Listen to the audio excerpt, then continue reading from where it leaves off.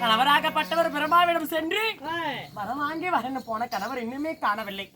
கணவர் போகும் பொழுது 6 மாத கர்ப்பிணியாக இருந்தேன். கணவர் வரம் வாங்க போனதுமே 4 மாதம் ஆகிவிட்டது.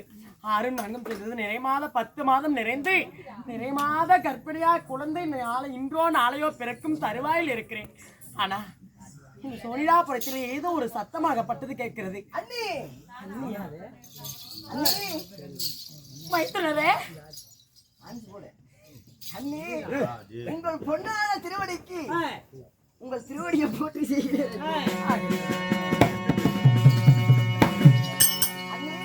மைத்துனரே, அரண்மனையில் நீங்க மட்டும்தான் இருக்கீங்க. அண்ணன் எங்கே சென்று விட்டார்? என்னதான் இருந்திருந்தாலும் ஏன்னா தந்தை ஒன்றே, தாயாகப்பட்டவ எண்ணற்ற ஏராளம். அப்படி இருக்கும் பொழுது என் கணவர் உனக்கு அண்ணன் முறையாக வேண்டும், நீங்கள் தம்பி முறையாக வேண்டும். உன் அண்ணன் ஆகப்பட்டவர் எங்கே சென்றார் தெரியுமா? எங்க போயிருக்கிறார்? பிரமனிடம் சென்று வரவாங்க போயிருக்கிறார். வரவாங்க போயிருக்கிறாரா? ஆமா. எதற்காக வரவாங்கணும்? எதற்காக தெரியுமா? எதற்காக? மைத்துனரே, ஸ்ரீமந்த நாராயண கண்ண பரமாத்மா அந்த விஷ்ணு இருக்கிறார் அல்லவா, அவர் என் தங்கையோட கணவராகப்பட்ட என் மைத்துனரை என்னை அச்சுதனை பன்றி அவதாரம் கொண்டு மடித்து விட்டார்.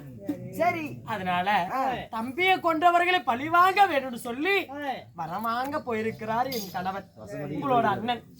வரவாங்க போகிறாரு. ஆமா. எப்படியாப்பட்ட வரம்? எப்படியாப்பட்ட வரம் தெரியுமா? எப்படி?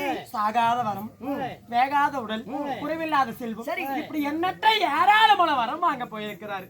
அப்படியா? ஆமா. சரி, அனைத்து தேவர்களும் சிறப்பிடிக்க வேண்டும், ஆட்டை படைக்க வேண்டும் என்று என் கணவராகப்பட்டவர் வரவாங்க சென்றார். ஏய், நீ பச்சை தேவடியா பரதேசி கண்டாரோலி தேவரையெல்லாம் கொண்டுட்டே நீ